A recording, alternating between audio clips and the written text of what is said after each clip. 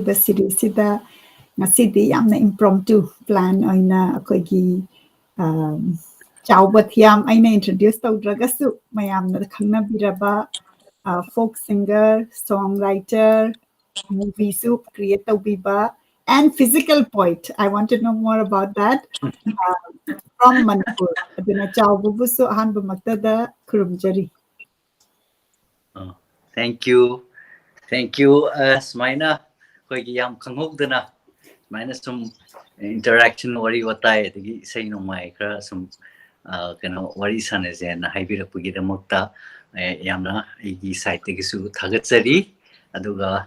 Smaina yam impromptu tawbasi tam nungai yengse kari tholake. Yeah. Dagi akoy yengbiriba pumnamaksu kadai-kadaidagi yengbiraibano haibadu comment soinana tawbirau aduga akoy se minute amamamtang longminasi social media da share tawnanaba aina su hujik minute amtang longzage ko Chaoba do aina social media da share tawringai sida Chaoba si akoyna hana I think chahi taruk manga helamani ibanigi first interview tawkibase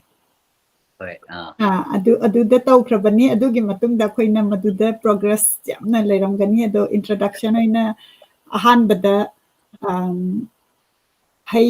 haisi haya lausi haibagi DVD release tawbasi ubadani ko aina impromptu Chaoba da chawamtang akoy wari sanase aina request tawrise yamna excited oibaduna adugi release tawbugi matangda hana kitang hobiro aduga technically aina su check tawraga amtang share tawzage. Okay. Hey, see, hey, Loxy. I cannot Siongi second EP. Hunter, Hunter Kitamanu release over. Yam the Nungaiba process ni journey ni haitare. Koigi.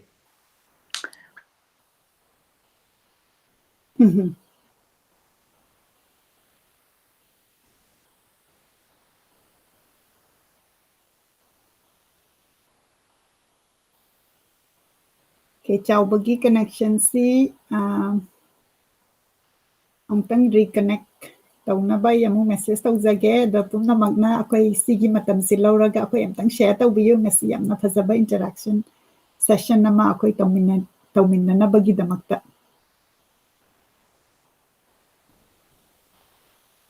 Aina samtang share tawzage Nikki already yengi yam nungai Nikki group amadi page ta ay amtang share tawzaki ge akoy mayam punna ngasi amna nungaiba hay si haya lausi haibisi kana tabire yengbire haibadu so idana amtang comment tawbirau.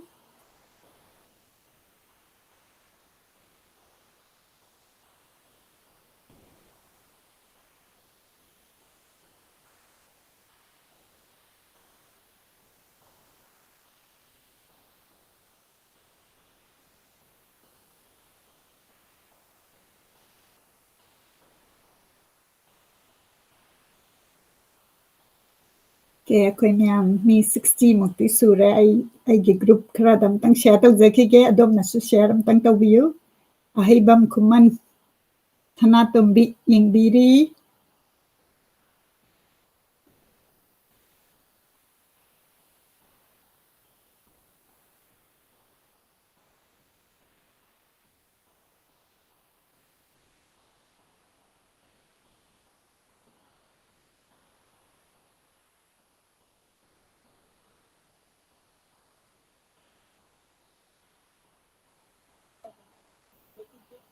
Okay, technically di dum ure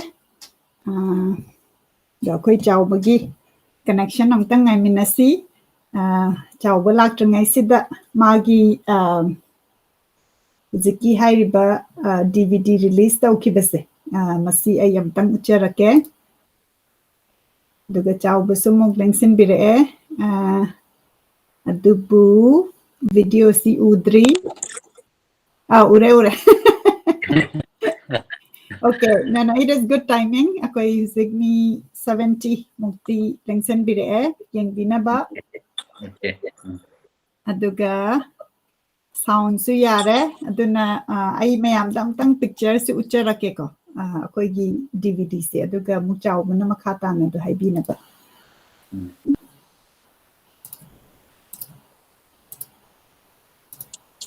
Sigi DVD sini release taurisi aduna finding the voice na koina yamna haraudana masi akoigi ngasigi listener da akoina free copy habidi akoina muk chawbagi romdagi leizaraga akoigi listener da thagatpagi oina akoi listener of the day khankacharaga akoi free oina kudol tawzarakani ngasigi aduna comment tawbirau question hangbirau akoi DVD si hena promote tawbagi tamakta matang asida ai chawbada muk sinazarage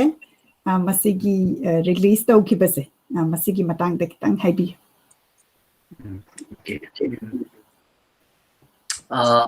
hai si hayalausi siomgi second EP ni isai mangana saba EP ni haitar duna koigi masigi isai gi manga se sagalakpada different sources tagi sum lokshilakanda koina adumaina sajaki aduka masi asingdi koigi handaki pandemic lockdown toringi matam sida sum engonda yumda leingai se kamain tawduna masigi matam se koina kamain creatively sizna ba yagdagi na adumaina isi hogi haitare adugi music hong kanda ai yumda su kano home studio macham leiba aduna ina scratch kumbase sum tamna record over hor kanda koigi atopa musicians myam koigi kano sigi EP sire yawbi reba musician myam sisu fortunately most of them moigi yumda kano koigi kano home studio macham le admai tawdana koise file de thana ga haitare process ni okay one second can chawo mara kam tang that ke can video si khoi nga si video si tang technically difficulty lei bana amuk frozen oi khre do yeng biri bana som tang adom gi screen da kamain tho I have dom tang hai bira o aduga ai gi screen da the frozen oina u greba okay aduna aina amtang reconnect tawbirak na ba ningsing zari okay ai tawdarake okay akoigi connectivity se amtang sinjarakhi ke video do aina su ubada frost tawkre thank you Nikki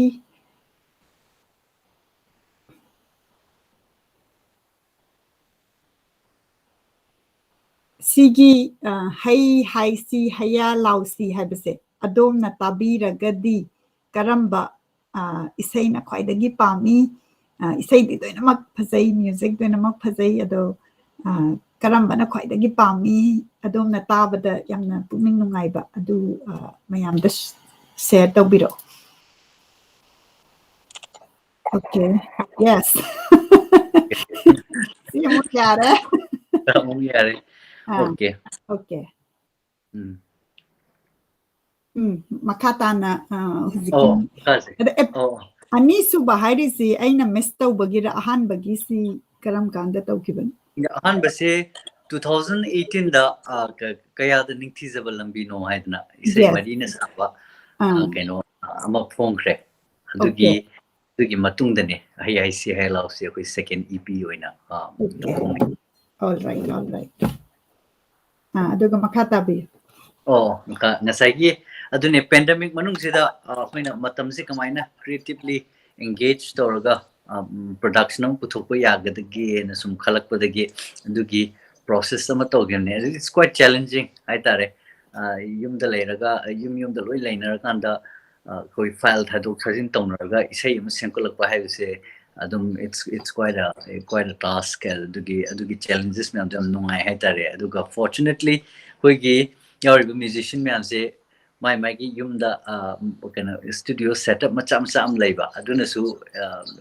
possible oi adu marakte yaudaba musician ama ni su yawi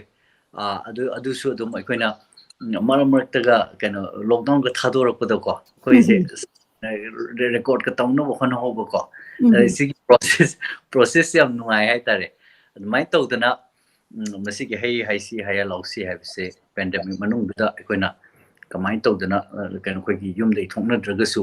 kenogi online gi tangda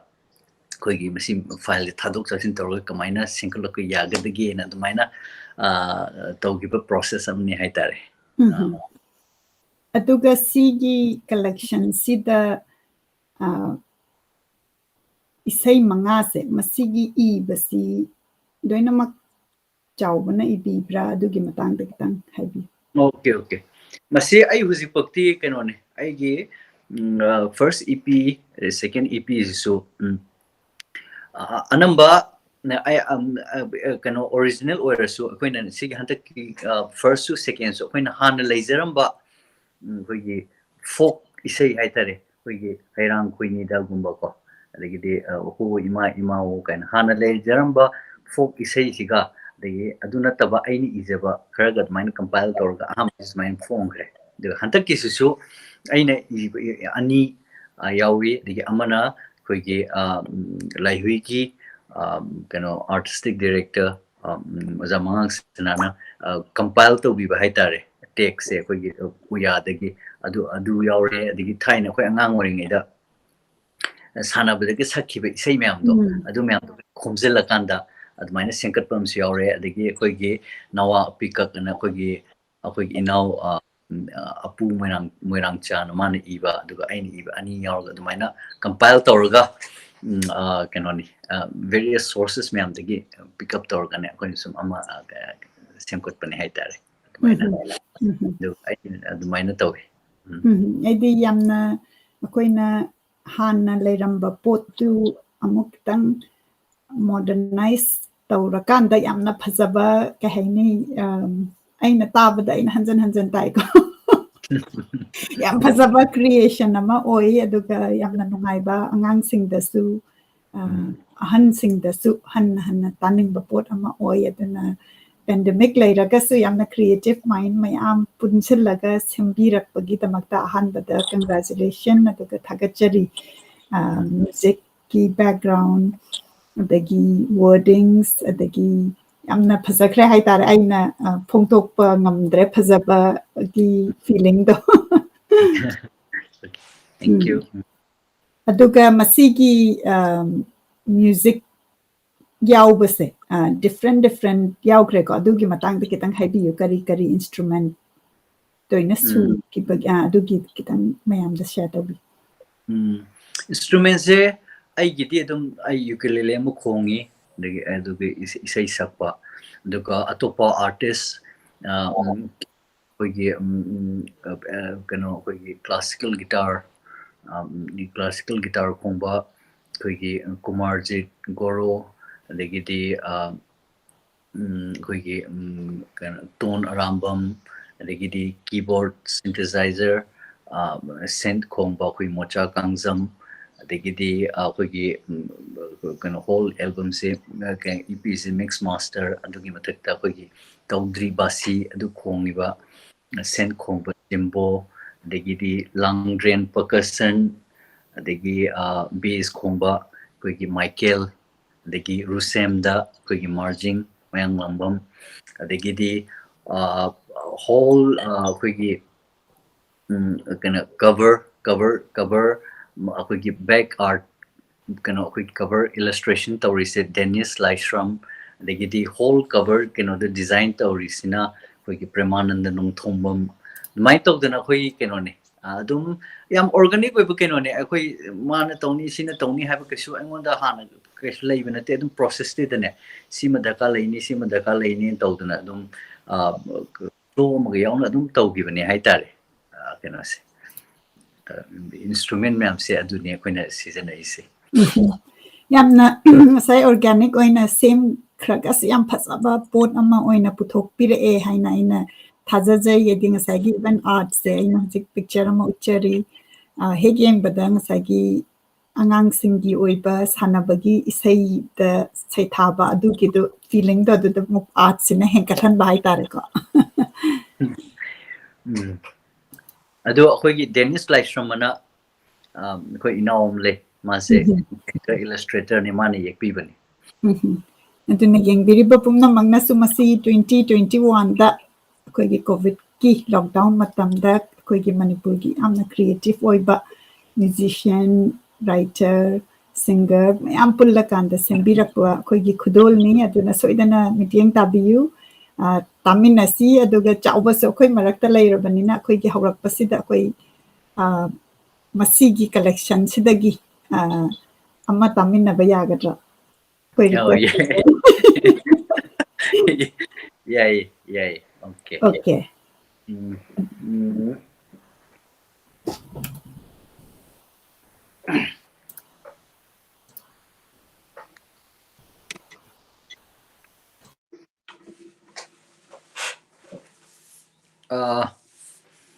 ahamba isai adum EP gi ahamba isai dum saksage masi ai sakringe da isai sigi matang da kitang share togzauge isai masigi isai gi taxi aina sai haizagre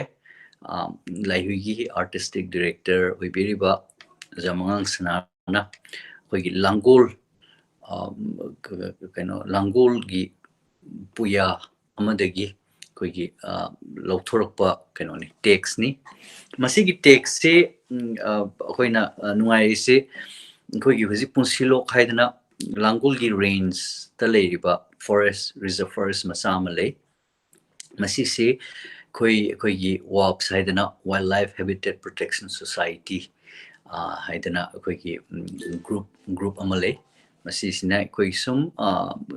nature lover forest lover tree lover haitare koi almost about 18 years koi sum forest sum yok pada conserve tawda sum koi sum part amoina sum laksaba ni journey amani masiki punsilok haiba mafam se sum punsiloki matang na kai lei tamo khol no kan phangba sumain tawduna es like athabum le me adu si lei hida punsiloki matang na yawram me khola me tawduna adugi magi verse kara haitare adumai sum lokthoga adumaina same gi asingbadi sei sake na same gi dinate masi aigi article amagi yendai haidana e journal ama Manipur e journal ama tawki adurida koigi punsiloki matang da photography punsiloki leiba sound adigi visual adigi sigi poetry form sida aina article ama aina contribute tawkiba adugi research oina adumaina thigibne isai sidi kona salakpane ai tasani isai sakena adugi thigubudi natte adum kona masidi isai ama sakpa yani da haidana kona sum khale ado sigi process yam nungai aduna inga sa haije se masigi se masidi isai ama sakpa yani na di khangraba aduga ahamba part se masidi dum ai isai oina sur oina dum tholeeba ahamba thulaga adu last part se dum stuck taw lei bai tare ada ina sum ma tholakna bhona se push taw su yadraba so I left it aduga masidi noma pandemic manung sida hai tare pandemic ki manung se chahi ain khambada article se half khroba chahi ama ani gi matung dani masidi noma koigi pandemic manung se sum khong leng si tune se tholakpani da koigi last part se si se complete way na doi tawdana si yam nan thoki kan khangi bane aduga si chahi adu ahamba tamo mangang sangangna sanana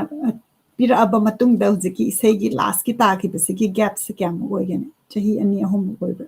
ani gumba male yeah so amazing iti pot tu thogla kanda mapung pharak pagi magi natural course tu ne ba chawna koi da share to biri se money halfway the stuck to lane so pandemic manung da isum khong sana adu thoki de is complete ore it's my tour again gi bane ado yam nungai se mo khoi gi punsilo haiba se forest se khoi annual ritual ama tawe khoi na mairam haiba haidana fire line making khoi gi se khoi gi unwanted forest fire de gi protect tong na ba koiba se hana khoi na napi me ja han lo yan thalaga kona kanghal kan mai thado kanda topa mapan dagi mai changak tanabagi process am se koi hantak loi gida ngai ri November 1st November first week da week ama koi mayam matakta volunteers mayam ama naha mayam ama energy to even naha mayam ama voluntarily la kanda matakta camp toraga thabak studana dagi stadana dagi isai khongdana dumaina hadak lien gi da ngai kano se mathukta ngasi saksarake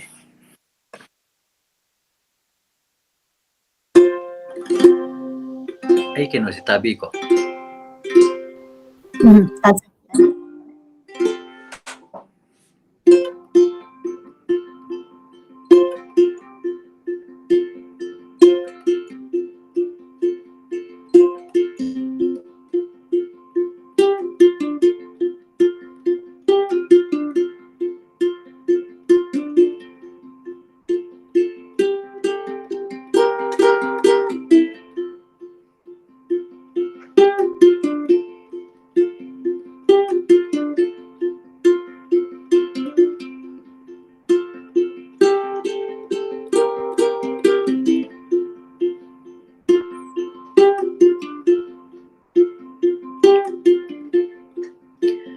tala nanggi uyo ko mami nanggi thaku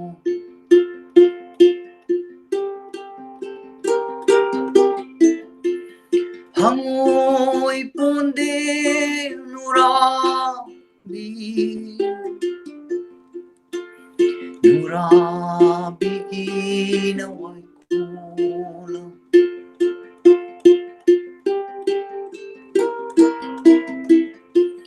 tangza lilha pakhang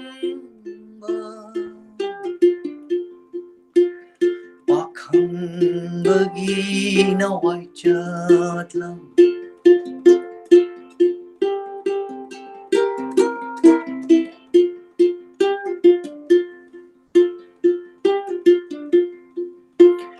aing bana namda balam asa bana yuda balam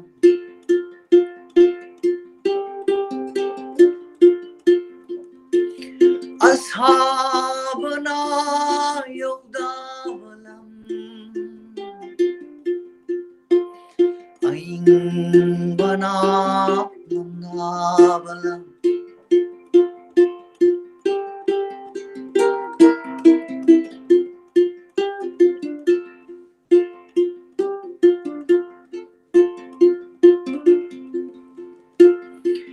Jingle na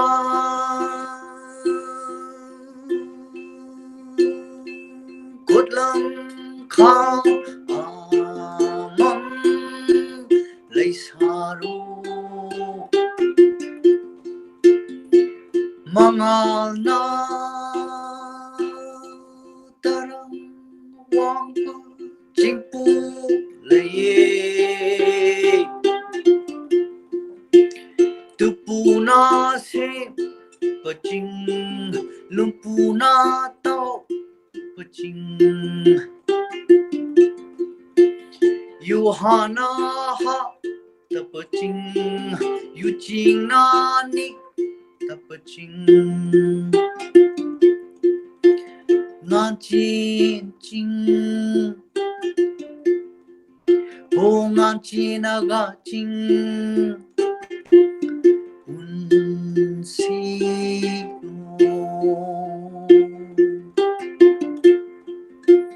Punsinagalo puching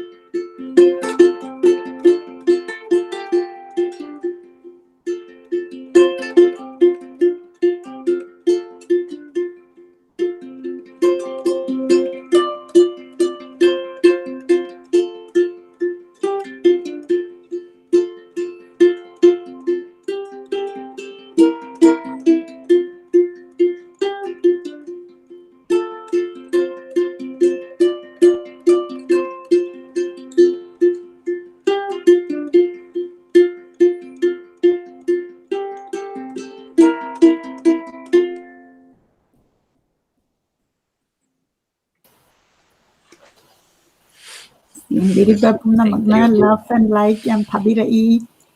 Hal Kumokcham, Inau Tombi, Kingston, Mayam Yam Yengbiri, dagi akogi. Tadre, I cannot Oh, hear you. okay. Aina di tai chaubagi sound si tabibra. Tabidra. Yengbiriba na utang comment tabira o aigi sound si tabibra.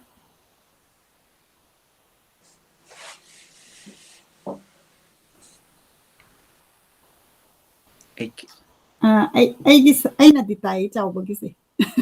Akogi listeners sing dagi utang confirm tabira o ako'y sound si tai hai aigi sound si di tai aduna chaubana reconnect amtang tabiro. I cannot hear you. No. Yes. So Should I? yeah, you reconnect it.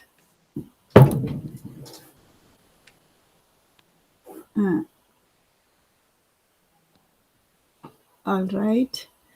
Aduna ako'y connection sing asi kitang amuk samba amuk tauba tauragasu yamna phasaba ahanba gi oiba isay asi tabikre tabirabra tabirabra chauba.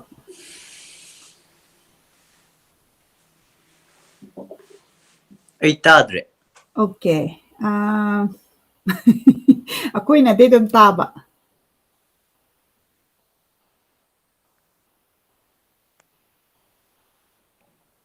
Okay, so that is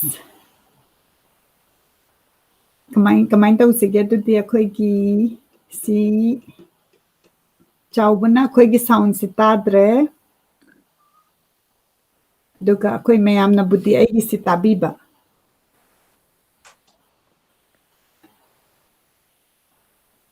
Okay. Mana ako'y si tadraga de mo question si hangbada taroy doyneba. Aduna yengbiriba na sigi CD se amtang yengkhat piyu.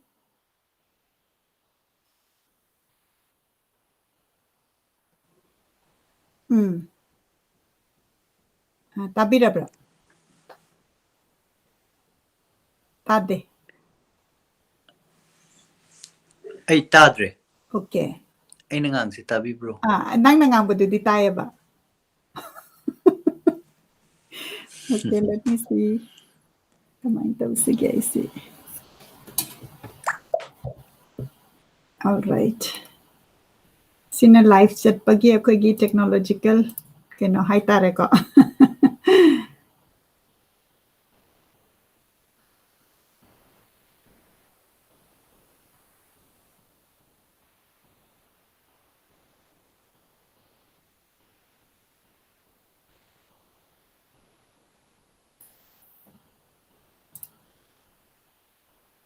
All right, amo ging siko. Tabirabra. Tade. Tabra. Tade. I think there's something wrong. Okay, just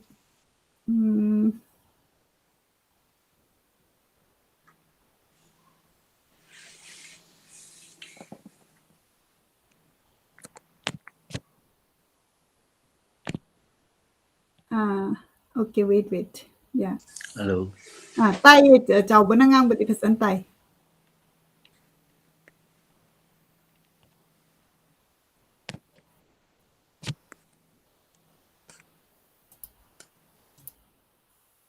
Okay. Chào bagi kena singai ringeda ako'y nang asay mana refer tawgiba punsilok ta annual fireline ritual gi pictures eh.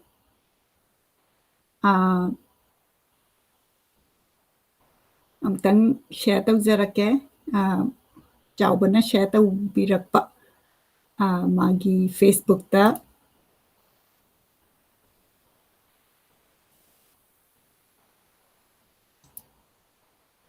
Masipun silok ta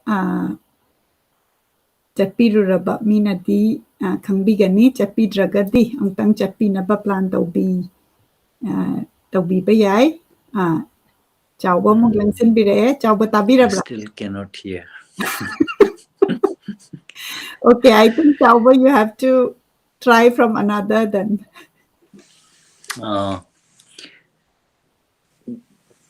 Yeah, I can hear you. Can you send me a new link? Yeah, Link okay. I'll anu send. bama thabirakpa yagadra. Yan. I tharak.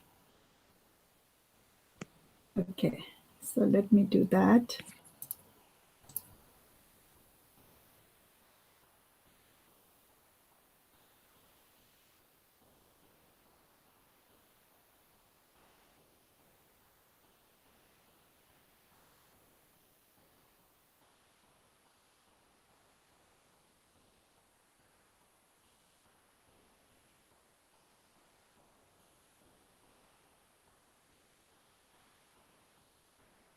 I link same thing thazakige.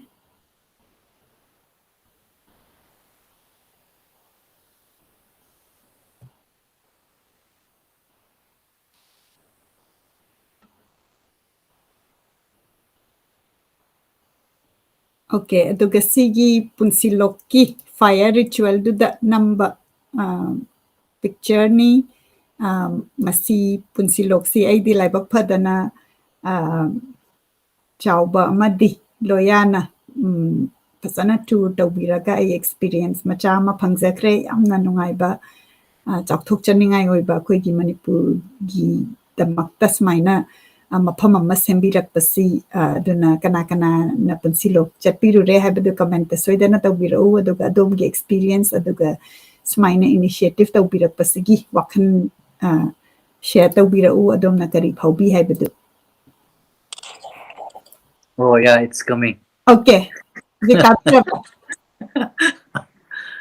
Tare ko Chaobana. Oh, tare. Oh. Okay. Aina yeah, okay. Good, all good. Aina sigi ritual gi picture Chaobana share tawbudo Facebook ta. Oh, okay. Adu share tawjarambani. Adu masigi ritual si handak na ahanba hawi haigibra madugi matangda kitang amtang haibiyo. Masi punsilok ki fire ritual gi maramda haibigibado. Oh, sise akhoi adumina adum tawraga laini. It's almost about 18 years now. Chahi khudingi. Sahi khudingi. Natragadi akhoi November thasidane kano loini yanthal horaga kanghala kanda hojiti nakin tha kanga adongni na akhoi maise yam maise muksak pu yabagi kano myam leibanina hoji thahoraga haitare nakin tha laktringi thahoraga kanghalaga protect taugnaba semhoba haitare. Yamna 18 years tagi tawra'agasu aidi akhoi khangdaba mayam lairi punsilokki maramda taragasu sigi fire rituals sigi tawbasidi aina ahanba tajabani ado akoina sigi initiative sisu yamna thagatchai ado masida fire ritual sida akhoi yengbiriba naha singna sida naha yam yauriko mateng pangba yauningba leiragadi adu kamain tawgani adugi matangda amtang exactly asengbadi interestingly haitare akhoi sise dum hana akhoi leijaba akhoi adum manungda akhoi khangnaba kharan adum tawrame haitare akhoi adum group akhoi khangnaba adum smaina am leiye smain tawni kan akhoi manunggi oina ado hantakti it's the first time akhoi na media da lauthueba akhoi smaina ritual tawgani ado any volunteer tawningba naha singna smaina yaubu yani khokani na akhoi na kitang formally haitare koi hafta ama smain tawgani mathak lekani smain sagani koi routine gaji smaina ayu pung mari makhai da hotkani duna tummani si tungani akoi gi smaina formal oiba routine ama semto alkanta anta ahamba tawgani surprisingly naha yam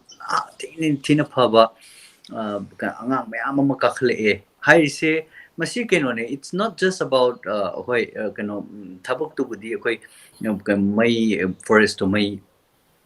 saktanaba kannaba restore tawnaba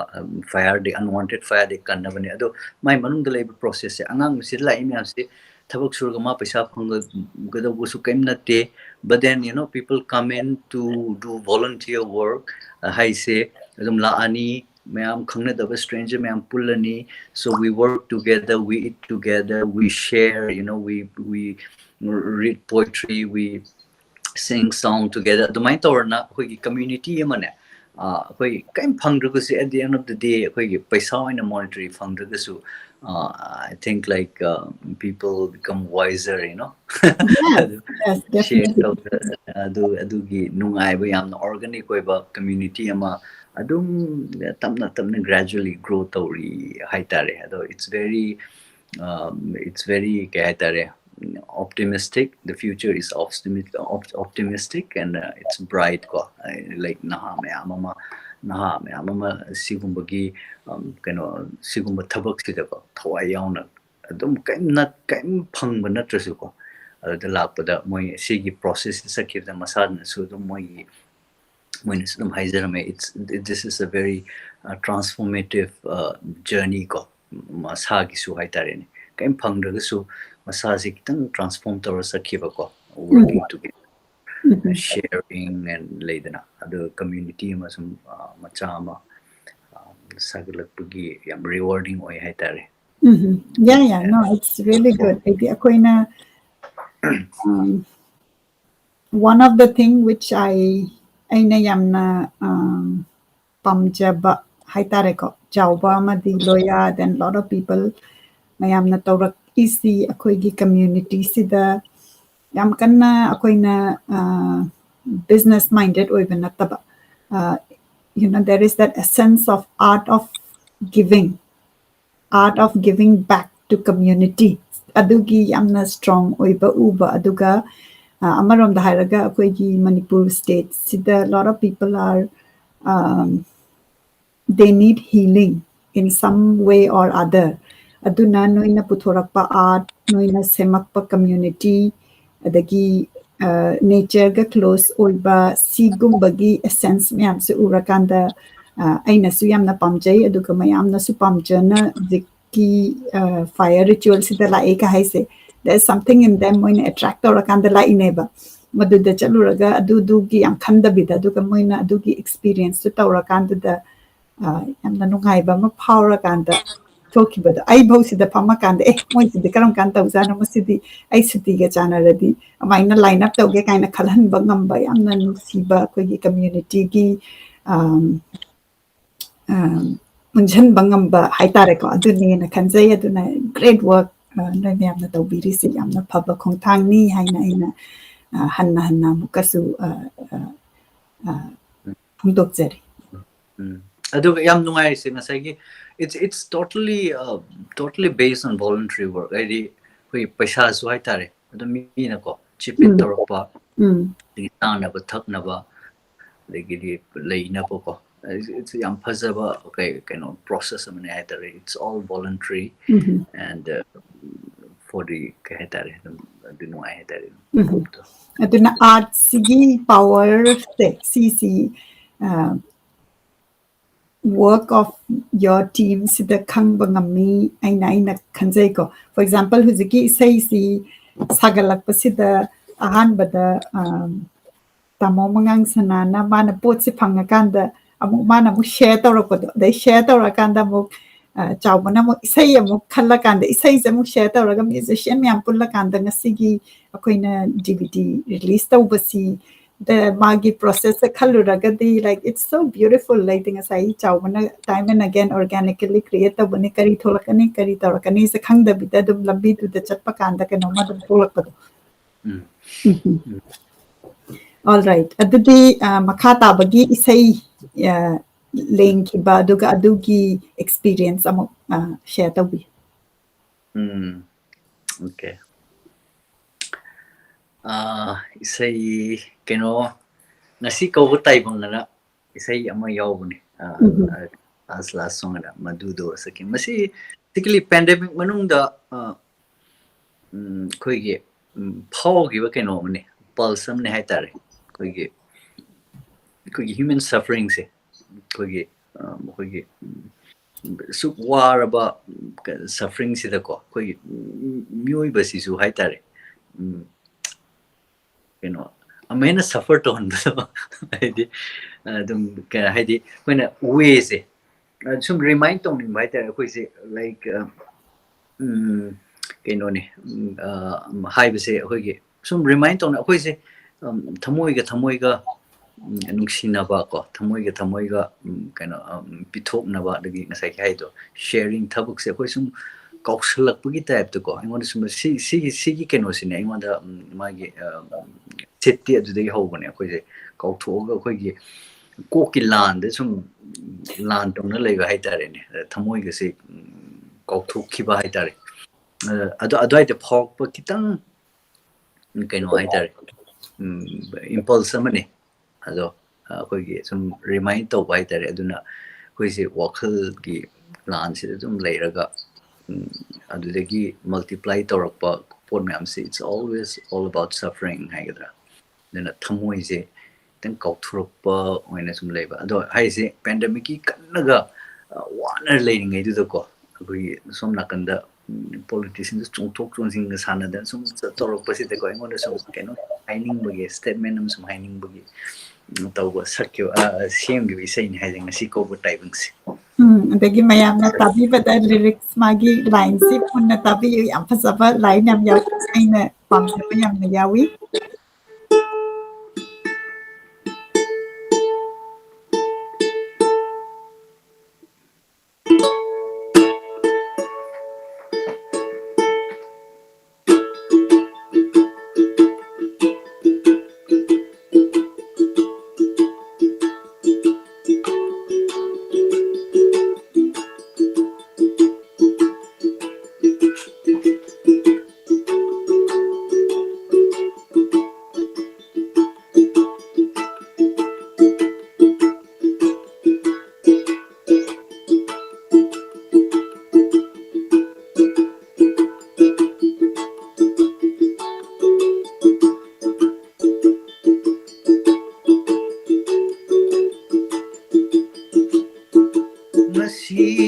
Chaoba Thiyam ni mang sulang da sutir sinthari lepa laita na wakhal gilan marak sida ungli uru panthung laita hanjin hanjin ungli uru homba laiti dong asisu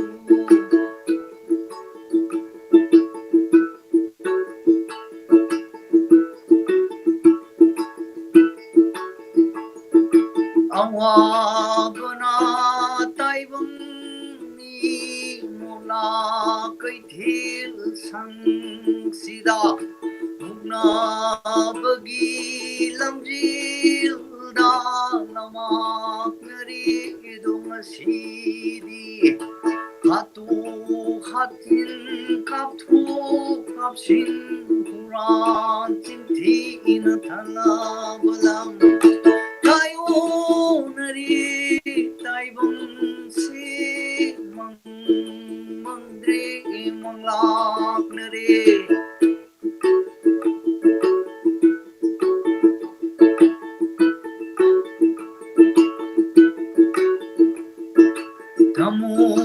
thamoy ga tinaba khangna khangna kaupli khangna khangna kautu kanu kaugan thi de ko okmioi ba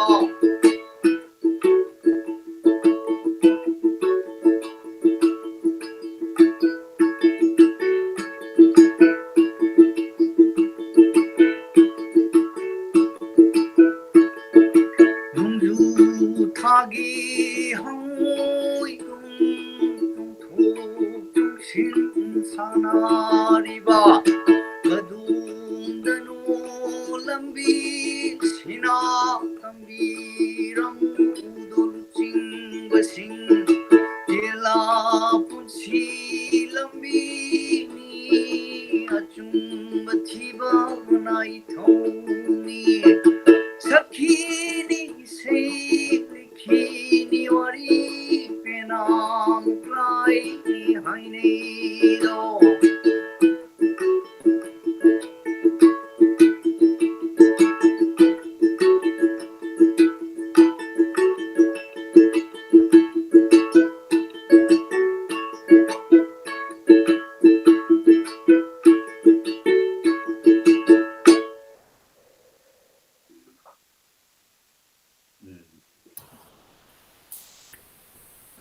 mayam love and like yam thabirai hujik ni chani hena yengbiri YouTube amadi akoigi Facebook live ki channel da yengbiri ba pumnamaki comment ujari love and like thabirakpagi thagachari the masigi isai se aina taba kanda magi wahei si amna aina phongdokpa ngamgidragasu aina khalambadu phongtokla e kai hairaga yamna connected oibe isai ne na khanjai ai tomdagi masi opinion oiramoi yengbiriba pumna magna sumadumaina pharongani akoigi politics ki scenario daga chonthok chingsin tawbasida yam phajana seithabirak haitare ko ado masi igibagi kenose hoi pandemic matang da buddhi igibani ado karigumba incident amana di trigger tawromgadra ina khalli ado kitanga elaborate oina ibiyo duga khwaidagi aina mu pamjari se mayam mathang haira kanda adum yamna hopeful oina end oibado sakini sei akoi de dum sei sakini wari dum di kini haibasida yamna nungaiba ma phawe akoi taba isai lover art lover ama oina haitare ko sumaina artists say like they will never give up haibagi feeling do power kanda isai sitab da loisan da yamna nungai adum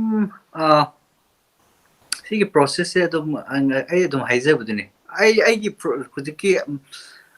sigi khaktagi na tabai process se adum sumaina tawgale hoge tune je hana ngonda ai tholeba hoge tune gum ma hana thola kan kona lyrics gum fill in tawba haitare aduduna asum ai gi lyrics ibagi keno se framework namdi leiraga magi nga ki chungthorpado adum build up adum tawbune haitare adune ai ngasa hijeki adum pandemic manung daga adum some reflection ma haitare koi se dum kainom tawrasu oxygen wali bo hai kainom sum akoi gi poranka adu tawringi da political gi sigi pot myam sigi mo ko sai gi mamang da chawba pandemic ngam tale ga ko adu gido ho akoi gi leidana tamoi pajana tawraga akoi gi adudida whole focus adigi akoi gi kaino haitare energy myam je thada dana amaga mating pangnadana ko adu mayam amasu dum tawri haitare tawri agi tawdaba mayam amsu yawi tawhaninga ga tawroktaba leidana adugumagi reflection amako akoi se aduna haise akoina siba amako pandemic mangdle haise asiba neba like that becomes so near haitare it can happen to you anytime aduna that amakal remind to ine singbadi that's it's very certain haitare ado pandemic lating it samane ba koi loi sini everything is impermanent haise koi loina khangi neba but then koi se what the dum kokthok pa haitare sigumbase as if like we are going to live forever and and the accumulation of wealth and do the greed laidana simyam se koi impermanence se dum kokthok pugine haitare koi loiba nai koi se impermanent oi koi se we are temporary being guys koi se kokthok punina nasai hatred jealousy the greed ko khomjanba the wealth sigum myam se da koi sum satkibado adida sum adudo we are very forgetful adugumadu kauthui haitare but then suddenly pandemic mang de la eko adu itadi that to main certain o heleba khoida oh that becomes so near ko sit mang le ko thongan wang lan thu bu ko sibi ya ese adugi that asibido mang de leirabo ko ko hongning de gi type ko dum hanagi all habit pattern da dum leida ne amaga mo khanadana mo party ng khanadana adu khanadana degidi say mang de leiba porang ka problem ka solve to de vida dum koi minus sum sai leib dugi just kenom ka sum remind tong dingana adu yamna phajaba potni thokla isi haidi yamna reflective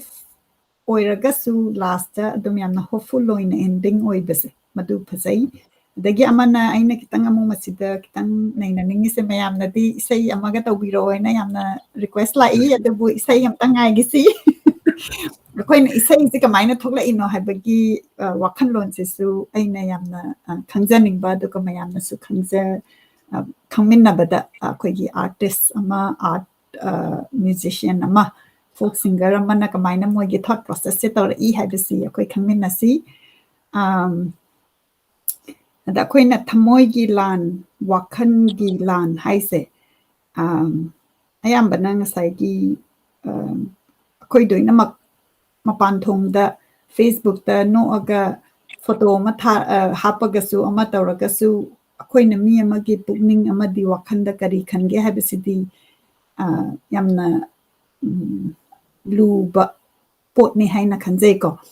ꯃꯤ ꯑꯃꯅ ꯅꯣꯛꯑꯒ photo ꯍꯥꯞꯀꯠꯂꯛꯑꯒꯁꯨ ꯃꯥꯒꯤ ꯋꯥꯈꯜꯗ ꯌꯥꯝꯅ depress ꯑꯣꯏꯕ moment ꯂꯩꯇꯕꯁꯨ ꯅꯠꯇꯦ ꯑꯗꯨꯒ ꯃꯁꯤꯒꯤ ꯃꯇꯥꯡ ꯑꯁꯦ ꯑꯗꯣ ꯄꯦꯟꯗꯦꯃꯤꯛꯁꯤꯅꯁꯨ ꯍꯦꯟꯅ ꯏꯟꯀ꯭ꯔꯤꯁ ꯇꯧꯍꯟꯂꯤ ꯍꯥꯏꯅꯁꯨ ꯑꯩꯅ ꯈꯟꯂꯦꯀꯣ ꯃꯌꯥꯝ ꯏꯟꯇꯔꯦꯛꯁꯟꯁꯦ ꯋꯥꯠꯂꯛꯄꯁꯤꯅ ꯑꯗꯨꯅ ꯑꯩꯈꯣꯏ ꯍ꯭ꯌꯨꯃꯦꯟ ꯕꯤꯡꯁꯦ ꯁꯣꯁꯤꯌꯦꯜ ꯕꯤꯡ ꯑꯣꯏꯕꯅꯤꯅ ꯏꯟꯇꯔꯦꯛꯁꯟ ꯏꯟ ꯁꯝ ꯐꯣꯔꯝꯁꯤ ꯌꯥꯝꯅ ꯏꯝꯄꯣꯔꯇꯦꯟ ꯑꯣꯏꯕ ꯑꯗꯨꯅ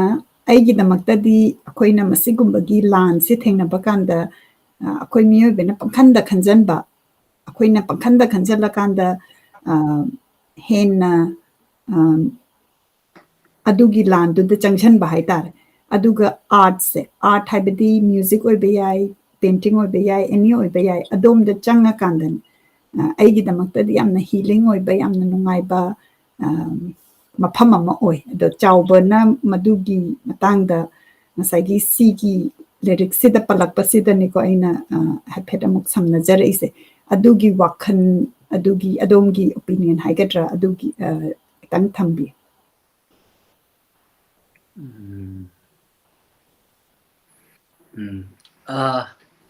ꯍꯥꯏꯕꯗꯤ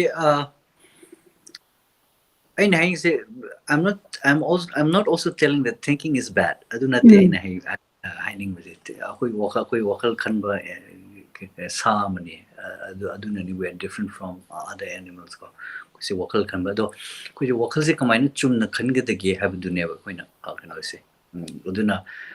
wakal chum na khanba hai sida. Hoi masi am baso ke topic na aina ekta ko. But I just opinion that wakal se chum na khanga dagi se da akoi se kitang phamdharaga kitang tinyotharaga natraga kitang reflect tawrakanda ko kaina kenom haidinge de kenom hai akoi kitang reflective space ama change hai tare ado somehow ngasa haido pandemic sina di somewhere pdp eba koi ngasa haido everybody was busy like following the dreams and adugi mayam du de to noi taramine but suddenly akoi process am ka ta lepa kanda di adu de neba masai gi anxiety depression hen ka leiba hana gi habit pattern am ka palona khudak dalong thingjan ba haise adum wadoi ne haitare akoi gi habit amuka lengamba social being amu oiramba se yumdai thokpa yade na keno walam tapno khajal akanda je koi da awaba amu oidoine haitare but at the same time adugi wazerasune amorom dadi adu akoina adugi isolation haitare adugi itonda leibagi tanja ama phangba adugi isolation ko ai kai tograge ai alarm thobuk tograba ai kai alarm thobuk tograge na isada introspect tobagi reflect tobagi contemplate tobagi space ama piudo adusu important oiran khale when we don't know where we are going ko we need to pause stop and think like where I am ko okay is kai le ai na han to action nam silan graba why this pandemic ko leidana adugumba hangbagi reflective space ma phangba buni na aina adugi space bu koina creatively natraga reflect tongnabagi kainom khandhanabagi kainom create tongnabagi amok kainom reform tongnabagi kainom transform tongnabagi adumaina koina adugi kaino do low targadi yamna positive oiba kainom tholakani ane khalle haitare in spite of instead of adum hoye adum matha sajinba ko kanaroi overthinking tosunba kanaroi mari ping yena ba haitare ne ko kitang khandaraga tin yolaga kitang khandaraga act tꯧꯅꯕꯒꯤ space ama pibra hainasu khalle pandemic say. But I don't know now. Maybe people have started forgetting again. Yeah, but it's like hoi mayamna kaururaba ngasagi panbikibada hoina hek khangam idi yamna near and close oiba ngasi wari sana minaraga akoina amuk pau tabada mado legitre kaina taba aduna yamna suddenly akoina death se kaururaga su amuk ningsang hanba haibada adu yamna chumbani aduna amuk akoina isada question hangbada oh akoi se adudi sibasi yamna manakta kondhongda leibagi mawongda tawra aba matang sidati ai se aina hingingai gi matam sidati ai kari taw pami ai gi time se kari da thadaningi wakan overthinking tawbada thadagadra marayet da thadagadra adumaina khalhanba reflective oiba adu su aingonda phawi haina khanjai. Exactly. Adu dune aina ngasai sangna haise. Aina aini is yam in short ko. Koige koi asibagi mamangda asiba amla abako. Natraga kano ai asibagi mamangda ai ju hongdrudine. So hongroi. Yes. Aduni da ai haini se. Adugi moment to adu transform tawdaba mi se sudo tawroi ba. Asibagi mamangda lep like ai transform tawdragadi. Aduduna we need to remember impermanence ko that haitare okay yam ngai marakta smaina share tawbirakpagi adubo koigi listener myamna folk tune gi amattaga please saina request lakpiri. Okay I thaina ahamba album do EP do adagi ama sake ahoy sum ka hoige kano si sage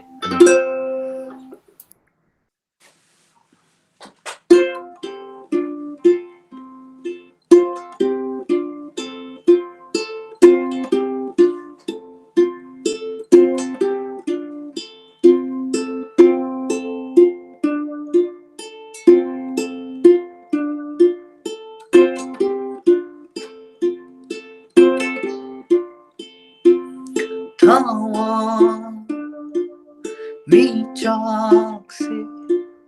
malari nai tu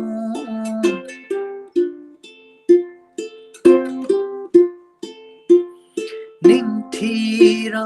hing malang ni pu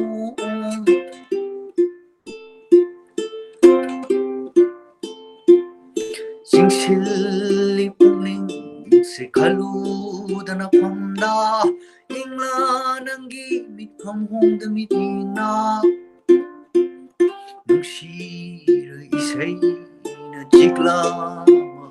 ingi tantha ukhi bagum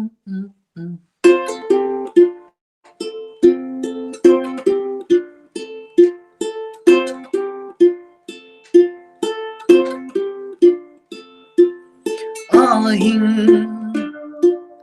amagi telaba matam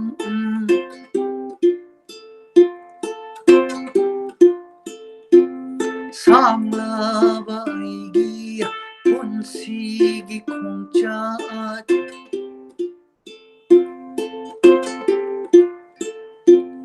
nalhille miku sina hakimit ki manina yeire manga machira mathamoida nushira leinam na leiri humba malang mada lukhi bagum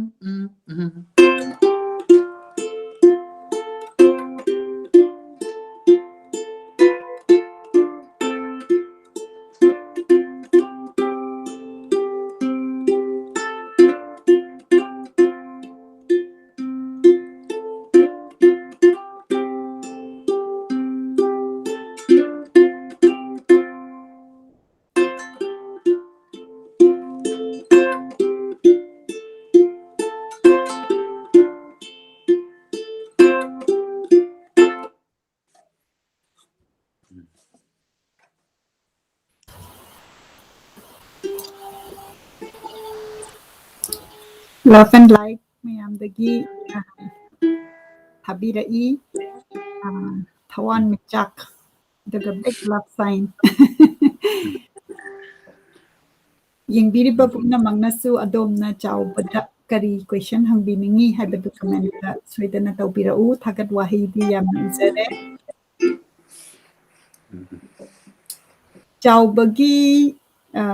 creativity sida ko akoina movie ukre adagi pena relevant work yam ure huzikna mo gikilele gi tauri ado masigi experimental oina musical instruments si athang tarakpada kari experiment tawbiri haibadu amtang share tawbiyo duga mana khongakpa matamda pena khongkiba dai huzikna mo gikilele khongba asigi experience ki matangda kitang haibi. Okay. Asingbadi masigi dum hana concept tawraga leiba idea budi dum amo oidoine ai kino se ado ma sigi sionggi musical journey gi pochida engonda tang adum haitare masigi process se hoi ai kano khoi pena gi seisak pena gi background haitare si adum about a decade ama haitare 19 years chum lai huida penagi kano background khara sum loinarakpa penagi seisa haidi my basic ne kamai na pai ba kamai khongba ri my basic me am sum khara tamba haitare tamba digidi sum sionggi journey sida masigi penada khongba potse ukulele sida kamaina penagi character hui sakpa natraga penagi ihul penagi magi leiriba khukong character se kamaina puslakpa yage haibagi journey se adum quite challenging haitare ado adum tamna tum honara kanda 2018 da kaya da nithizab lambino haidani isai ama single ama semki adune masi ise same naba same bagi journey to 2 years muksangi haibadi engondasu haidi pena khongbo style se kamaina ukulele da poroktoino kamaina masi se tigi characters hapakkadoino haibasida aina adum haidi magi khukong sai tare magi litchet se adum practice to boy digi tamboy digi kesu kaitare it's quite a journey aduga ai hamba sionggi seise kya da nithizab lambino hadan 2018 da adu same gi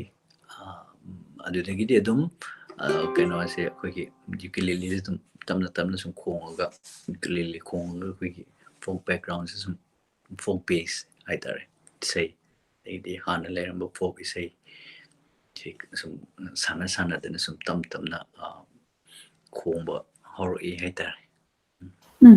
Adaida aina muk khangjaningisina pena si choose tawkre ko instrument oina aduga ukulele se choose tawrise kamaina tawkrino like or did you try any other instrument? Oh, okay. See, I'm interesting over kenoni sisu. Ai hekte ukulele khong gi kaina khanba nate da. Asing bude ai hana mamang da guitar gumba khar khong ame. But then guitar khong sei sak bude ai ngam da bai tare. Sum hai ta ba ai sum ngam zada ba hai tare hai ta bai tare. Aduna asing bari smai to ne khoi gi ai je Imphal Tokis da su pena khongi. Pena khongi aduna khoi gi akhuida Imphal Tokiski khoi festival am sarpagi jamming tawe jamming taw matanda ahamba ukulele physically u se khoi yumda magi ukulele am laye mai Thailand de kan lere pamale u bai tare ada pikta ka tawraga khoi gi ai nylon string se ai always adu di pamba kitang sound se kitang still gumana taba adagidi nylon gi sound je kitang nungai bai tare folk ko ju kitang changsil na ba adegi di hawaiian gi instrument folk instrument aduga physically the mine u game ne akoi gi yum jida ado ai khong de dum taklong pai kala khong de adu su ai ngonda guitar se haimandab degi ai fed up oi bai tare idi fail guitarist ama hai tare ko adum fed up oi de anau ba instrument pitta ka taroga toy ga malaga de si dum haiduk ju man ba adegi string mari ga oiraga adu mai tawduna dum asengbadi adudagi ne ai nekta si ukulele amaga leiraga ain tawgen tawbuna te adu mai thingna bududagi adum ai kesu paikate adu book leite ado adu mai sum khong eduga ai khambada sahi ama mukki matungda aina mongondagi kodagi kunang keno santo wai gi khoken toroga ai aha ma mai sum yumda khong sum sanagi binida sanar godagi sumain tawna ai jo ama leige khoken toroga adudagi mai hogi ne aina choose tawdi nate yeah like I found it on the way Yeah, no, it's very interesting. Interesting way the artist amana musical instrument choose to say. I think it's a big thing, right? So I have always wondered, penato maka mug ukulele tawrak pasi kamay na taw gibsano. I di penato I have nataba. You know, just the choice of instrument. yeah Yan ngay. Ay question am tang lokat jage ako gi listener Nikki Chan dam na hangbirai. Tamo, what are the major challenges of a performing artist in Manipur which you have faced personally? Oh masi keno ne adum every artist every performing artist adum forum gani na khale masi se adubu sumaina public platform da hang pase aham bane wanda ko adusu mayam adum power labran khale masi gi keno se loina artist mane but since performing artist na hang amne na haitare ko akoi artist me am se am sing na hadi keno se magi keno akoi gi magi phambam thokpo amakak haitare ni artist amana phambam thokpo space amkak ti akoi se mayam se manipur se phangdabra na khalle haidi magi mafam ama yam chawa gi wana te keno se ado everywhere haidi akoi gi achoba festival hairo achoba government sinbani kangde any kind of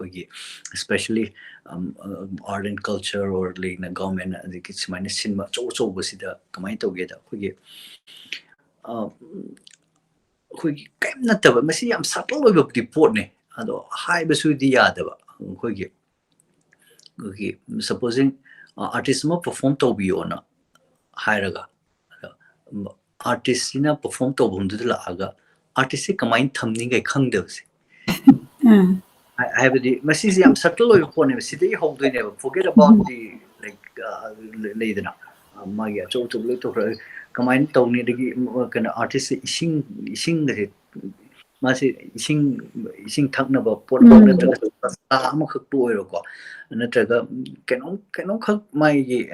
artistic my nga kem hang manati we're not asking like big thing you know like nothing is okay isa mani khangde natraga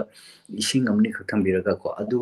adu gumbagi kitang aina haiti thamoi gi oiba potune haise forget about keno do ado si se koi se adum art and culture adugi wangi adu kholi di haiba bane adu ngasai mi oiba gi ledana artist amna phomum tokpa yam basic kaina ka hatare magi phomum tok pot amakhak ne masi se phangdi aina haining se yam subtle di oi aduka forget about material you know like paisa or like adu to focus marum da ko ngasai gi keno se natang akhoi yumda laadi leidana mise hana moram thabi ngatung taraga sam no bi kano si se basic adu human keno du neba adu do phangtradi artist yang one in khale idea adu basic care basic kano haitari love we're not asking much adugi adu kumbai pot se asing bedi sigi basic kano se lainaradi everything will fall in places ko haidi artist kamaina leiri man backstage kamaina leiri leidana kari sari kari thai ko ke so mapan thula adine am thi khena yeba mapan thula adi ko backstage da sana thapna ba am thamdana ko adigi thamdana ado moi thami ma haidi kaisu khoi loi chani habine te adu adu caring do caring do moi kaisa gi wardra perform tor ko duni horendi ale puk thali za la koli za la ka adu gi simple love caring duni da masi se ai miss tawra na khale si keno se manipur da yam na nungai smaina cham na share tawbirakpa kaigino ga khoina mathangda khoi yengbiriba mi singna organizer oibiragadi then you'll be conscious akoina artist ama invite tawraga ka haini kemta hangdragadi kari awatpa leiri how can we help I do hangdradi mafam dusu anova venue oidoinina artist tu gisu kitang amuk khara keno khangba khotpa adu changidana aduna thank you for sharing that aduga opportunity hai tare performing opportunity da su ngasai festival gumba haise aina su yengzabada isana oina community na oina moina sagachaba aduga big scale dadi akoigi policy maker na sagat piraga madugi platform du lai haina khanbi bra natraga we still have growth obagi keno opportunity lai haina khanbi growth of opportunity am lay adu ninga sa haise wagi wakhal manaba ko like minded adigi sigi web link ta leiba sigi huziki haiba poto not asking much haite sidi ngasai kitang phongna bom sangeba phongna se aduna we are very hopeful haitare akhoi akhu haitare akhoi ipal to kis singer ko akhoi akhu gi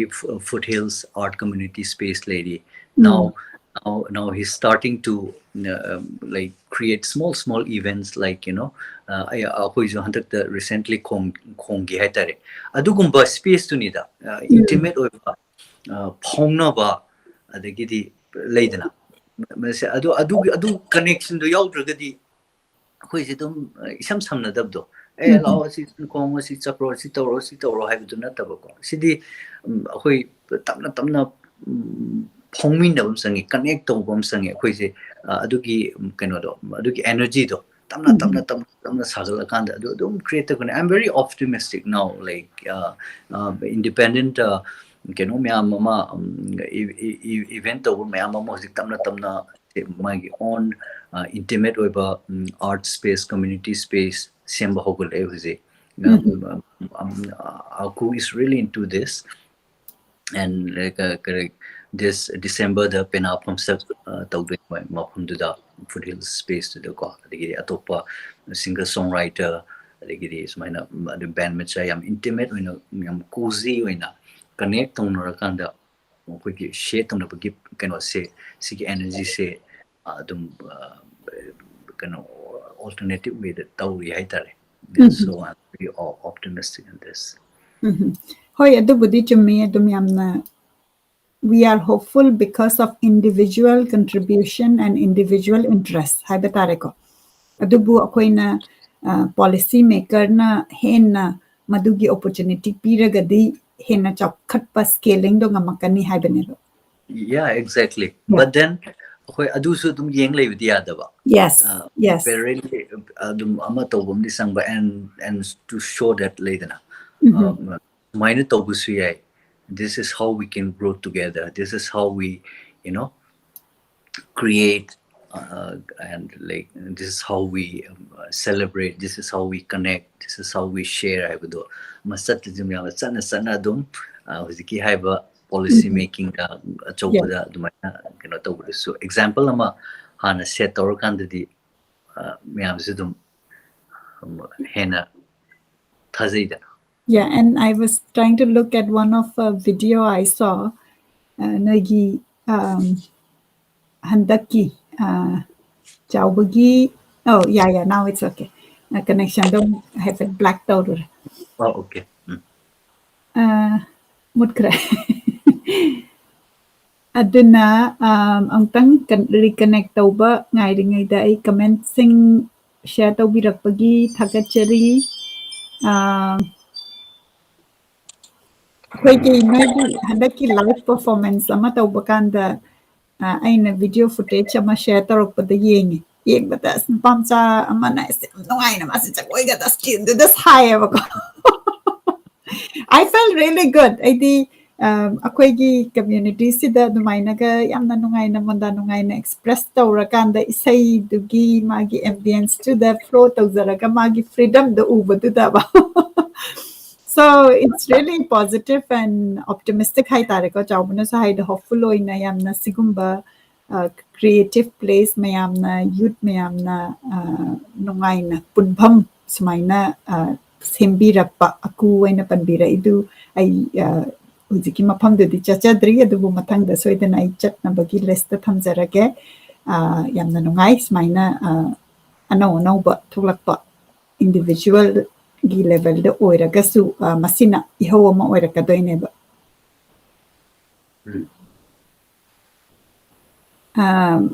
akoigi se pung amadi pung amaga min traunga di hele do minute tara muktanga phaminna ba yakidra Yeah. Okay aina commensi kitang lokachage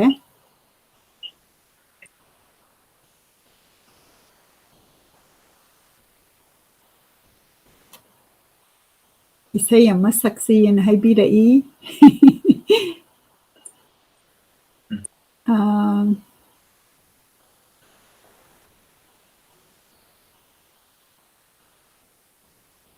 dagi akoigi comment maraksida kitang pugling nungsina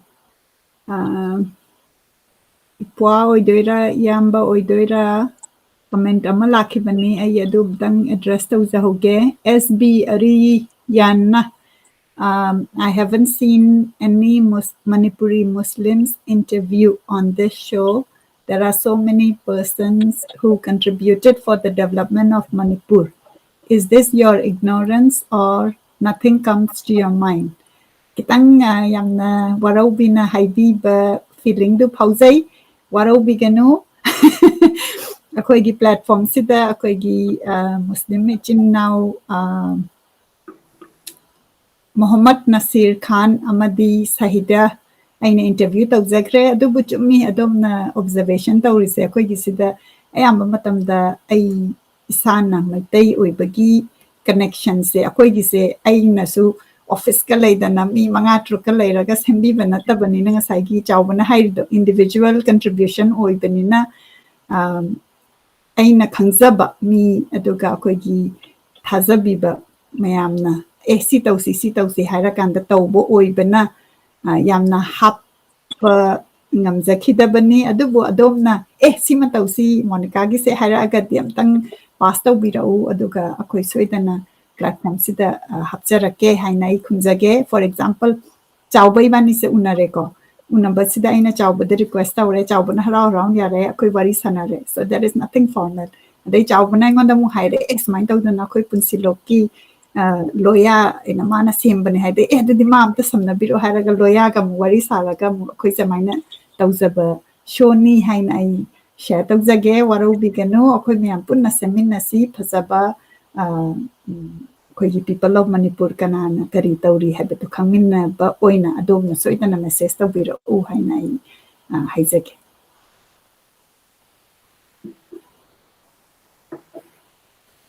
dagi matang sida yam phajaba question amma lai yaikhom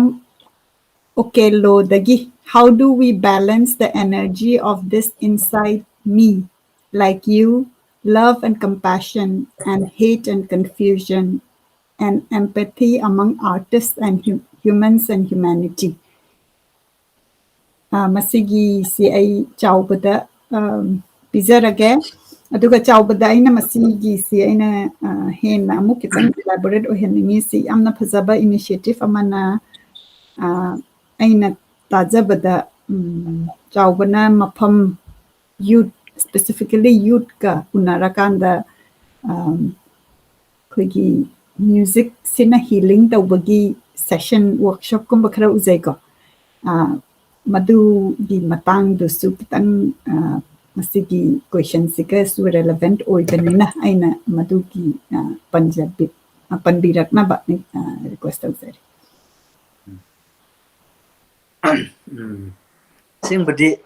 sigumba question se aina kumbase asengbadi yam matik sadribzanida haidi isagi wakalon haitare isagi wakalon digi kano sibo yengzabada yamno kano haitare yengzabada isa laksinjaba haitare ko sibo task achobumne haitare aduna sigi isa laksinjabagi process isa laksinjabagi practice mayam sida phangakpa hoi glimpse macha macha khara share tawjage but not as an advice haitare adugumbagi leidana piba ngambagi kano leizedri haitare but I some self observation practice tawjaba ko sani sabu yengzaba ni sum aigi wakalon haitare sum yengzaba tammadu phangakpa experiential knowledge kumba share tawdi ai but adugumbagi leidana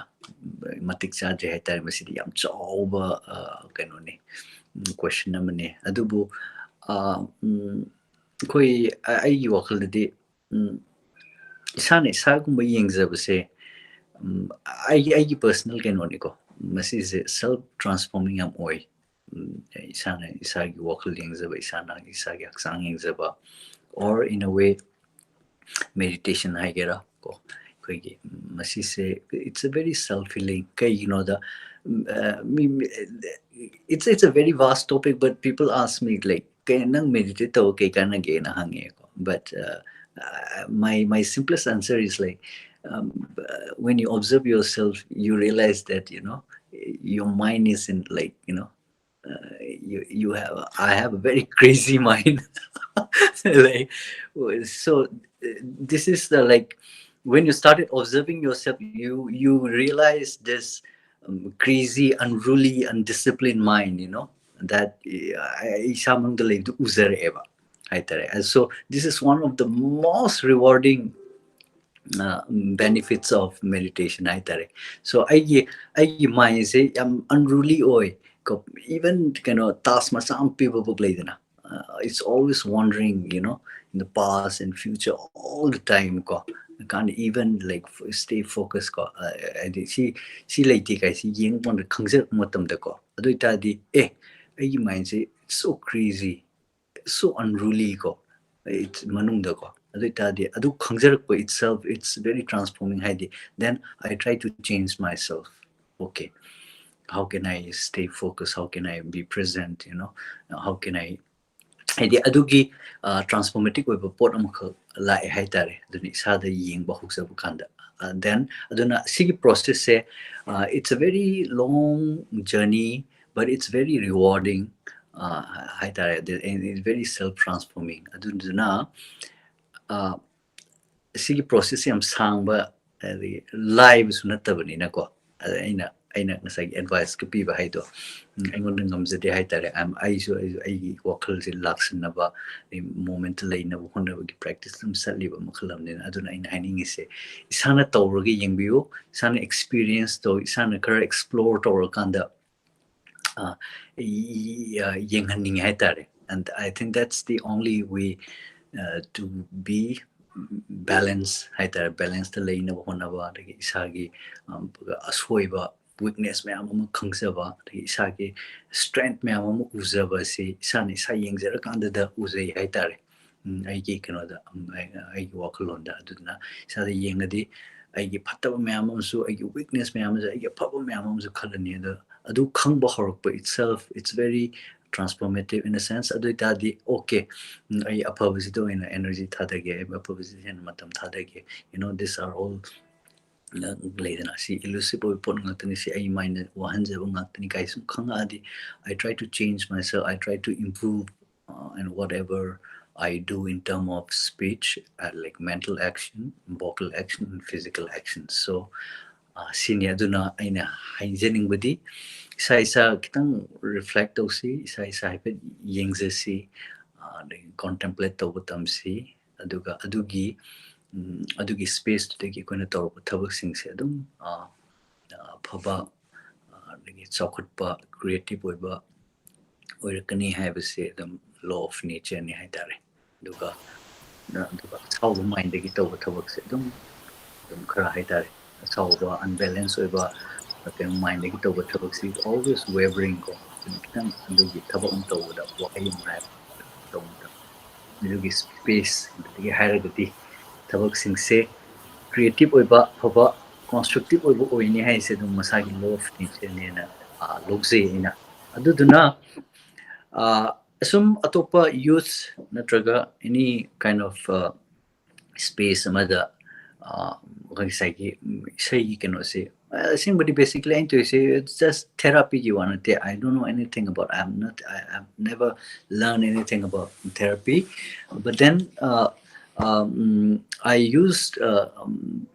or like I take this music as a way to communicate haitare I music ama I instrumental paraga I say amagaloina na changrakanda mayamda say saga sumaina sum wari sanaba so adugi say saaba sum say sa sum pathar mayam se sakang mai khang na torkanda marak sida I khangzaba experiential knowledge about body mind the self observation matang sum share tawni sum share tawra isai du loina na smaina point tawri sma isai mo sa wari mo sa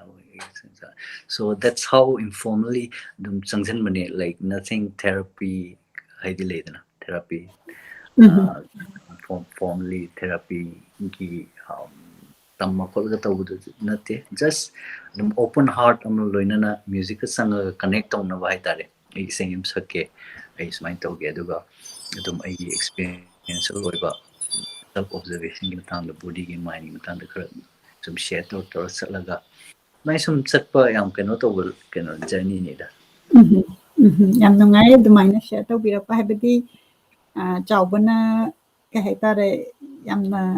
sigumbada expert oiba natragasu people are listening to you because they can connect and they can feel your energy right adoidi oh nangna emit tawriba energy tuna some way somebody youth ama natragana ahan ama oirambasu yai aduna chawbana create tawrapa music to the connect tawrakanda to a certain level peace amadi phangdana laineba aduna ngasagi chawbana share tawgiba meditation se ai isana su practice tawjai meditation sina khoi se kitang calm tawrakana ngasagi balance kamain tawi kain hanga ise dagi catching myself khoi se human being ni na dum asauba ise kesu ai ngasi di asauba se tawraroi na tawbana te ba hayeng su sauba yai hangsi su sauba yai doi so ai se saure na khalaga kamaina madugi energy du sauraga ise wa athiba panganga ga mi den khana thokadra natragana ai sauraganda ai kamaina deal tawgani adugi rom daneba koina hujik naina ra isi kaigino ga koina sauba sina mi khatnaba chainaba hatnaba bhau yauri bani adugumbadu koina kamaina balance tawraga redivert tawba for example chawba gi lyrics ta hangoi chongthok chongchen kaise adum yengbada ka haini sauningba madagi smaina ithorakpa dagi akoi literature da akoi ma ka again akoi Saturday show da tawrisi literature da pariba wari singsi writers sing duna moina sauba ma du channel tawrakan da literature da yam phasaba akoina relate tawba ngamba wari ama oiredana aduna yamna expert natte haibigano I think your work is creating that balance creating that love and you know dum masama tom dana aingonda aigi isai tabiyu haiba nataba aigi isai sina dum tabada chingchanba ama oiba haitare aduni haijage aduga one akoi sipung ama makai mu suzale e wari di yam ngairi amuka su akoi mathang tana chawba amuk kaujage aduga yam chawba gi team haitare ko yam artistic oiba team sing su na janingi yam phasaba sigumba koi gi conflict haitare mayamna wakhan nungaitana leringaiduda suddenly yam nungaiba pot ama takka puthorakanda akhoi si at least you know momentarily akhoi nungaiba pokhanba dagi ngasagi balance harakpa matang duda yamna sauningba gumba leibadu akhoi na tara kanda akhoi si kitang calm down ohenba adugumba potni haina aina khanjai the matang asida aina loisandringaida chawbana any aina ngasaidagi de hange ko chawbana any share tawningba mayamda hainingba adu share tawbiyu adugi matungda aroibada mayamna lastki amatanga isai sakpiramo haina request tawjari aduga akhoi program se loisanjana bahona jaki okay haining ID kesu leitre sai dum hai ni adum kai dai di engon da pork por khara hai tare dum nungai sumaina connect tawba wari sanaba dagi hai ba myam se gam sing na harogadi si myam se khallaga tawgibadi amana te sigi sumaina question hang pasi so mai mit hang to hai tare yamna akogi khallaga tawbu suna tamni na kol mina hang akanda si question se phajini ai hana sumain khallu dini ka se so sigi myam na hang bi question myam se it's very nungai hai tare ngon da hang to bi khang da myam ama khangal le di u da perspective myam ul le I just some powerful some kano tawbagi some pungsan sanari ba iduni ado question myam sina amena matung tawrapda ko amena karen sanction bada def hen khare yaung na ko khare hen phaja to na ba ina khal do myam changdana sigumba question throw to bir ko se it's a nungai mid my mid pangal le ai tare adu duni haining bible aduga isai sidis mai tawrage aina kya dan thizable lambi no na ama simgi na sai pe pangiyo do adugi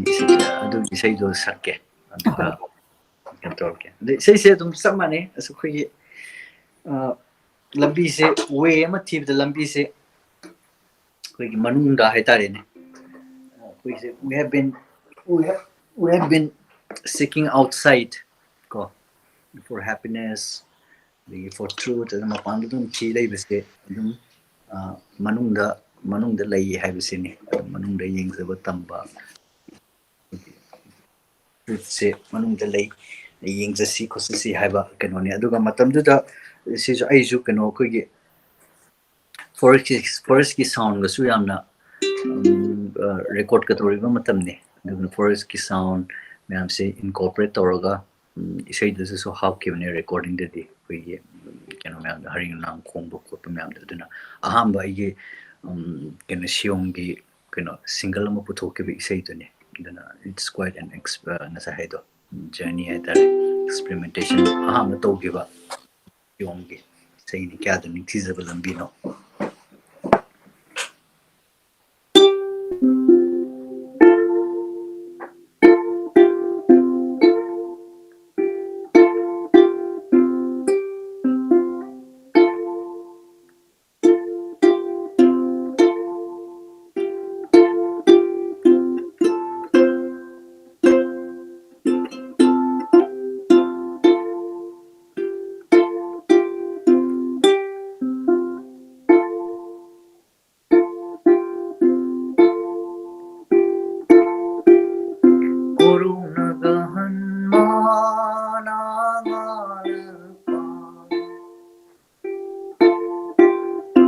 matam naga kaubanai chini inung naga ngali naya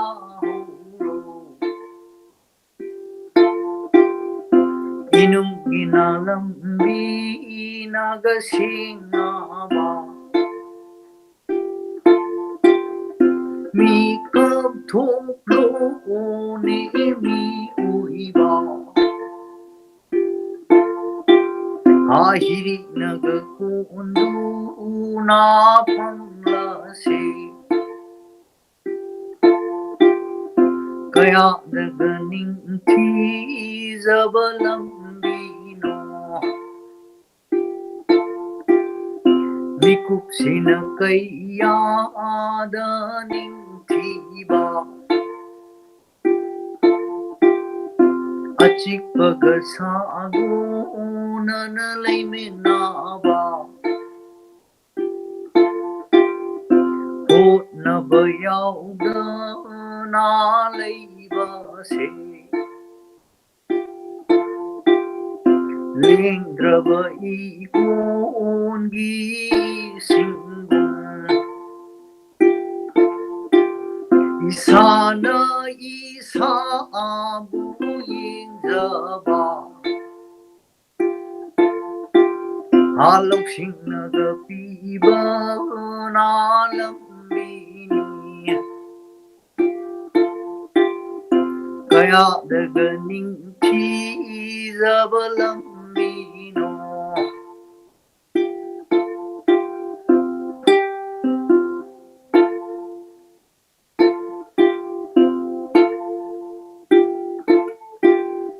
numit naga chingnyada thangpa numidang wairam gina phajaba yingbada wakhal naga puthajai yum naga tamna dahanilli hari naga numna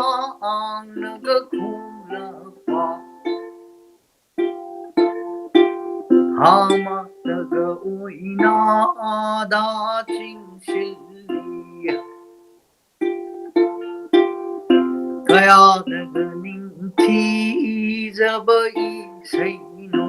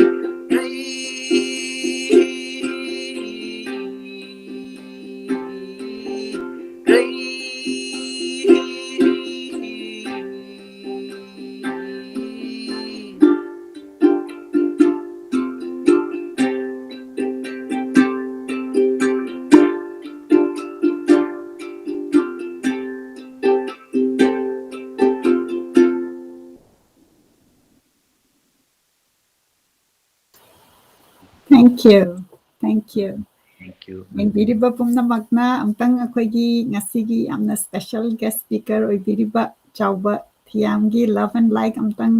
thabirau akoi screen si pungthan thalhansi thandri aigi je delay khara delay bane duna minute amtang tiki ke amta khubi me amta chongthokpirau hujik mi chama hena yengbiri si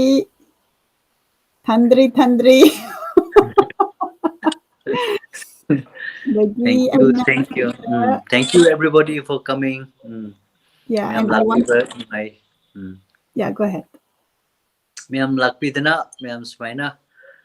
tanaminaba wari sanaba, sakminaba yam nuai haitare. Thank you for coming, everybody. Yeah, dagi yam nungai ba mana sida ina photo ama pukhatchara isi siyom gi t-shirt smaina puthokpire yamna phasaba color earth color da haitare ko color me yam se aidi khanba ngamdadana machu araiba singse doin pam bane do ahan bagi oina ahum pibir oina aigi lambi da leiri aduna yengbiriba pumna magnasu pambiragadi order tawbiu aduga ngasagi isai si dvd oina leire New Year ga lakpasida gift oina pibagi khanbiu aduga ngasagi comment amada yam nungaiba lambi ko ai comment yam nuksiba ma lakhibani madum tang pathokserake da Chaoba Thiyam Nagaland Pau Thozarui da Chaoba gi isai ngakta taraga thaubani lambi du khangten tension gre hare aduna isai si pubiyu dagi even akoina artist sing sina yamna nuksina akoigi damakta free oina haitare ko adum network da thiba kanda phangaga taraga su sumaina pot puthorak pasida yam kana financially gain tawgani and khande na pricing si yang bada do so koina support oi na nungai bagi leibiu aduga t-shirt si setpiu soidana chawbana lambi da kana no mana si gi t-shirt si set pa uraga di chawbada kitang nungai ba pokane na khali chambra ai connection da dugi wani da aduni dagi yamna nungsiba one more comment I want to take you know music has no bar, right? No language. You don't have to understand the language. And today we have a listener, and I'm sure there are many who don't understand Manipuri, and there are many people who follow finding the voices, and that's why sometimes I like to do it in English. Though I get critic from some segment of Manipur why I'm speaking in English, but it is for listener like Purnami Verma that you know I have content created sometimes in English because I want to introduce the people of Manipur to other part of the world. So what she wrote, I'm not from Manipur, but I love everything about Manipur, especially being passionate in music. I love to learn more about the folk music and folk singing style. It's so unique. So sometimes, and many people I'm sure, this new album, what Chaoba Thiyam and your team have created, even though the lyrics is in Meitei people who don't understand would listen, and that's how art and music connects us. Um, so thank you for listening, and you know we will definitely create content in English also, so that you know people outside can understand. Masi hairaga ngasigidi program asi loisinjarage yengbiriba namaki comment si doinamang pathok chadraga su doinamak akoina pajai aduna mathang tarakpada amuk akoi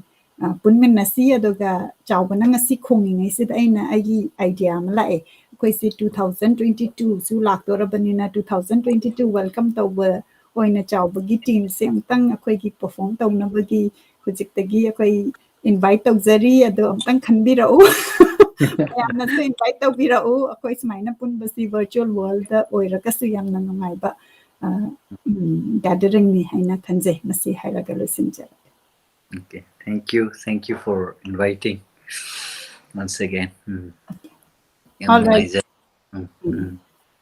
Okay, nungaijare, kurumjare.